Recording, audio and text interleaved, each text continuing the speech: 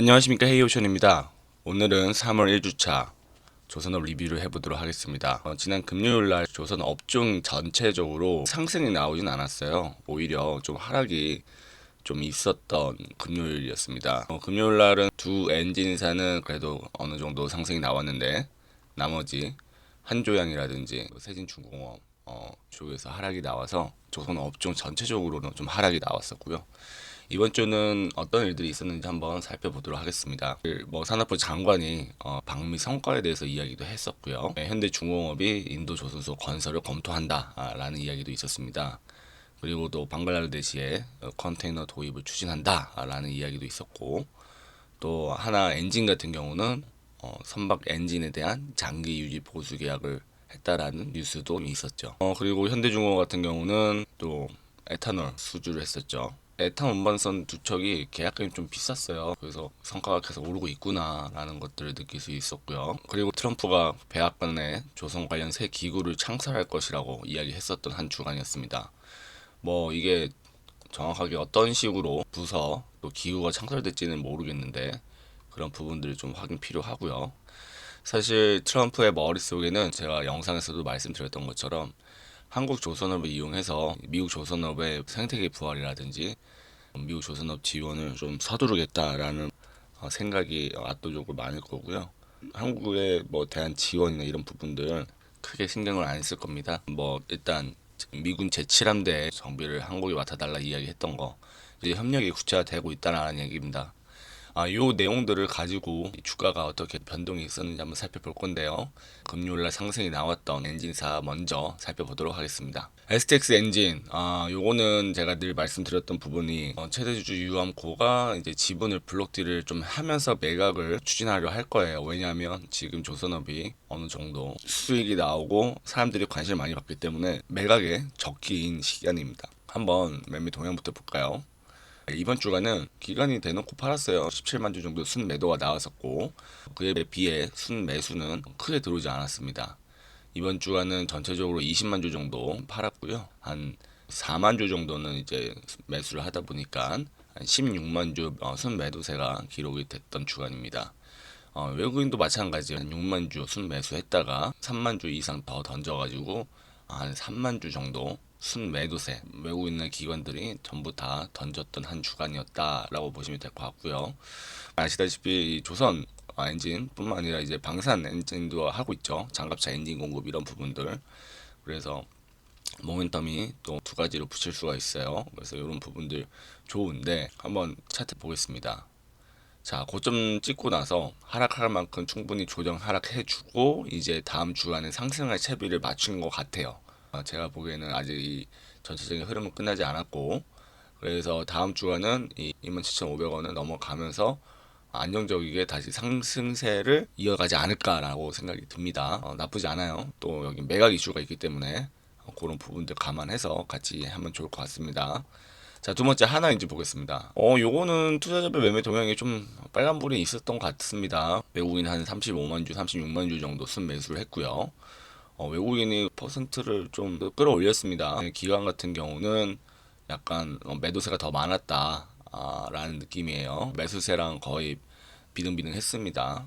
그러면 하나인지는 이번에도 또 뉴스들이 많았었는데 어떤 일들이 있었는지 여기 나오지 않는 그런 뉴스들 훨씬 많습니다. 네. 요거 그냥 헤드라인만 보셔도 딱 느낌이 오지 않습니까? 상승보다 더 잘 나가는 엔진 현대랑 하나 5년 질감 꽉 찼다. 이게 사실이고요. 우리 엔진사들은 중국 조선사들한테도 납품을 하다 보니까 선박 발주에 대한 수요를 보면서 이야기하시면 됩니다. 그래서 계속 하나 엔진이 수백억대 설비를 증설하겠다라는 이야기도 하고 제가 늘 말씀드렸던 것처럼 이 하나 엔진의 시가총액은 현대중공업의 엔진 사업부 시가총액 감안해서 비교해 보면 좋아요. 네, 보면은 지난주에 이제 딱 지지를 해주고 이번 주간 완만하게 상승을 보여왔습니다. 이 앞에 있는 개파락 음봉 크게 맞았는데 요거를 이제 뚫고 올라가려면 또 다른 내러티브가 필요해요. 그냥 계속 수주를 이 정도 해 가지고는 막 이렇게 급격한 상승을 이루긴 좀 쉽지 않을 것 같다. 라고 말씀드릴 수 있을 것 같고요. 이게 대부분 엔진사들이 고점 대비 15% 정도 빠져 있기 때문에 조선사들이 어떻게 움직여 주는지 한번 볼 필요가 있습니다. 자, 다음은 동성한테 보겠습니다. 23,000원 내려오질 않아요. 크게 빠지지 않았습니다. 고점 대비해서 마이너스 4%밖에 안 빠졌고요. 파는 사람들이 없다 보시면 돼요. 지금 와 이때부터 긋기 시작했으니까요. 선을 11월 달부터 그었죠. 이 방송을 보셨던 분들은 12월 중순에는 이 동성화인텍을 사셨어야 돼요. 제가 이 포인트들 잡아드리면서 고점들을 깨 나갈 때 이제 매수를 하라고 말씀을 드리는데, 동성화인텍은 이번 주간에 기간은 순매수가 더 많았습니다. 한 8만 주 정도 많았고요. 외국인들은 그에 비해 좀 매도세들이 많았어요. 그래서 한 30만 주 정도 팔았는데 뭐 크게 보유율이 막 줄었다라기보다는 고점 11% 대비해서 보유율이 좀 줄긴 줄었어요. 한 3% 정도 줄었습니다.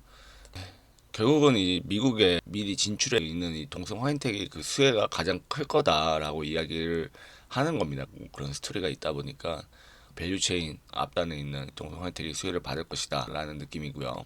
아직 실질적으로 수주를 했다라든지 이런 내용들은 없습니다. 차트만 봐도 동성 화인텍은 단기 추세도 다 살아 있습니다. 그리고 가장 상승하기 참 좋아 보입니다. 다음 주도 24,350원 신고가 뚫고 올라갈 채비를 맞춘 것 같고요.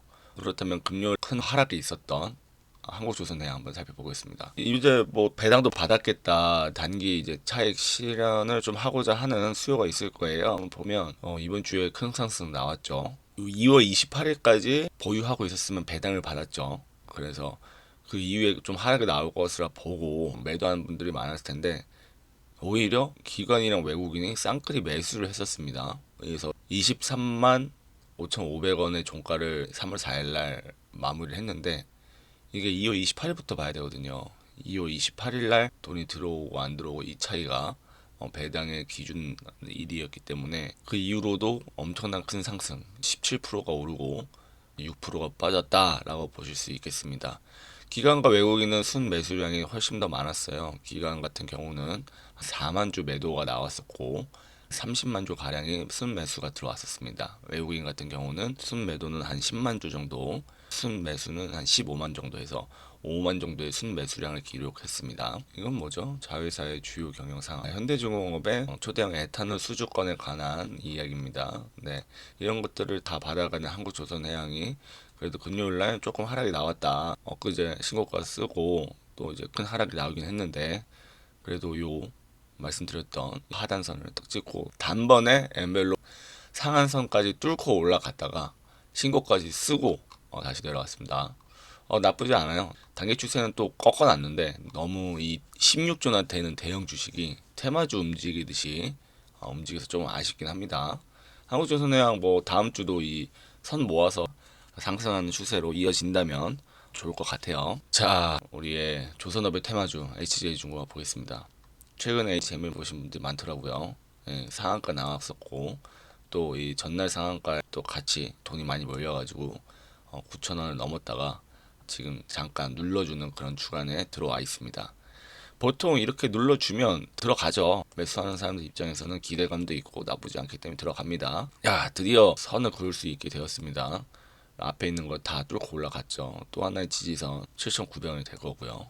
그 다음에 또 하나의 지지선 9,080원이 될 겁니다. 지금 단기 추세 다 올라가 있는 거는 HJ중공 말고는 없어요. 지금 완전히 이제 상승 추세로 갈아탔는데 지켜볼만 합니다. 다음 주에도 큰 상승이 나올 수 있어요. 이 HJ중공 그 유상철 대표가 저번에도 말씀드렸던 것처럼 뭐 사모펀드 출신이고 금융권 출신이다 보니까 어떻게 하면은 주가를 드리븐 할 줄 아는지 충분한 데이터들이 있습니다. 그래서 어떠한 모멘텀들을 어떤 시기에 언론과 인터뷰를 해가지고 주가를 끌어올리겠다 이런 부분들이 있을 거예요.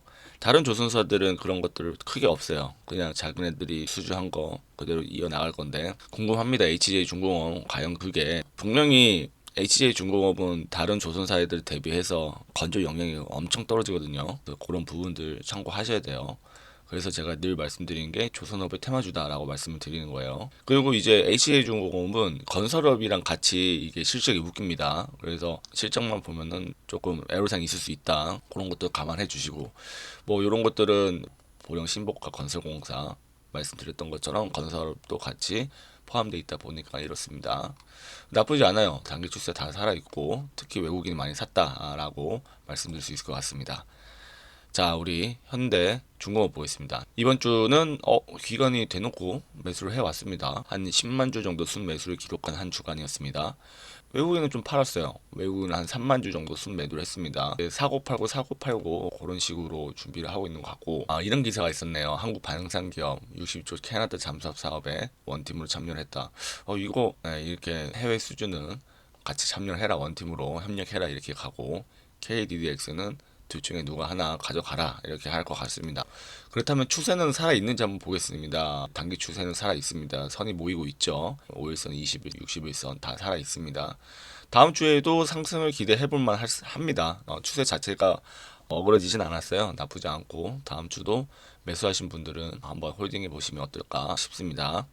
삼성중공업 보겠습니다. 삼성중공업, 와 뭡니까 이거, 뭐 매도가 왜 이렇게 많이 나왔습니까? 자, 외국인 이번 주에 1000만 주를 팔았습니다. 외국인 1150만 주 정도 판 것 같아요. 외국인 지분율이 확 내려왔습니다. 한 2% 이상 내려왔는데요. 그에 비해 기관은 250만 주 정도 샀고, 또 이제 또 그만큼 팔았습니다. 사고 팔고 한 것 같아요. 삼성중공업 이렇게 되면 도지가 만들어졌겠죠. 14,600원 추세 살아 있습니다. 이게 또 LNG, 알래스카 이런 모멘텀이 붙은 이 조선업 스토리가 만들어지고 있기 때문에 아무래도 이 삼성중공업도 이제는 지켜봐야 될 시점이 도달한 것 같아요. 지금 뭐 브라질 셔틀 탱커 수주 이야기도 있지만 결국은 삼성중공업은 해양 플랜트 그리고 또 LNG 운반선을 건조하는 데 강점이 있기 때문에 갑자기 방산과 덧붙여진 이야기들을 한다라고 한다면 이 13조가 앞에 시가총액의 1이 바뀔 겁니다. 충분히 바뀔 수 있어요. 나쁘지 않습니다. 추세 다 살아있어요. 오랜만에 삼성중공업 추세 살아있다는 말씀 드립니다. 우리 현대미포 투자자별 매매 동향을 보면 그렇죠. 기관이 저점 매수 한번 들어왔죠. 그래서 순매수가 훨씬 많았다. 한 20만 주 이상 기관이 들어왔고 외인들도 순매수가 들어왔다라고 볼 수 있습니다. 그러면 엔벨롭선 선을 받고 또 이어 올라온 겁니다. 제가 대형주들은 롭선 매매를 하시면 좋다라고 말씀을 드려요. 그래서 여기 하단 엔벨롭선 하단을 이렇게 맞을 때 대부분 종가 베팅이나 이렇게 매수가 들어옵니다. 그래서 다시 또 선을 또 이어 나가려고 하겠죠. 지금 이렇게 쌍바닥 크게 만들어 줬고요. 이제 단기 이제 지지는 이제 10만 4천 원 정도 될 거예요. 그래서 요거 지지해주고 그 다음에 지금 또 살아 있습니다. 단기 추세 다 살아 있어요. 그래서 다시 추세를 바꿔서 올라갈 것이다. 지금 61선이 깨져 있죠. 12만 4천 원, 12만 4천 원까지 올라간다라는 게 뭐 지금 대비 그래도 한 10% 이상은 올라가야 되는데 한번 지켜보겠습니다. 우리 현대미포 지켜볼 필요가 있어요. 자, 우리 하나오션 조선업의 대장 이거 보십시오. 금요일날도 7만 8천 원까지 뺐다가 8만 2천 원까지 올라고 하루에 등락폭이 대장주 답게 움직입니다. 투자자별 매매 동향을 보면 기간이 50만 주 이상 팔았고 또 15만 주 정도 샀으니 한 35만 주 순매도가 있었습니다. 외국인 같은 경우는 바로 단기로 들어왔던 매수량이 또 그 다음날 바로 나갔죠. 그래서 이 주간 외국인들은 순매도량이 많았다라고 말씀드릴 수 있을 것 같고요. 대장주답게 고점 대비 마이너스 7.8%밖에 안 나왔어요. 그래서 이제 또 새로운 선을 그을 수 있게 해줬고 또 5일선이라든지 이건 또 다음 주에 또 날아갈 만합니다. 우리 조선업 대장주를 매매하시라고 늘 말씀드려요. 가장 크게 올랐다가 가장 늦게 빠진다. 빠졌다가 되튀는 변동도 대장주가 가장 세다라고 말씀드릴 수 있을 것 같습니다. 하나오션이야 캐나다 잠수함 사업도 있고 어떻게 될지 모르겠지만 지금 너무 강한 조선업 대장주 한번 지켜봐 주시죠. 투경이 지정 예고가 되어 있기 때문에 단기적으로 요거 영향을 아예 안 받는다라고 볼 수는 없을 것 같고요. 요거 또 해제되는 그 시기부터 또 어떻게 상승이 나올지 한번 살펴보면 좋을 것 같습니다. 오늘은 하나오션을 마지막으로 조선업 리뷰를 마무리 짓도록 하겠습니다. 오늘의 영상 좋았다면 구독과 좋아요, 알림 설정 부탁드리겠습니다. 감사합니다.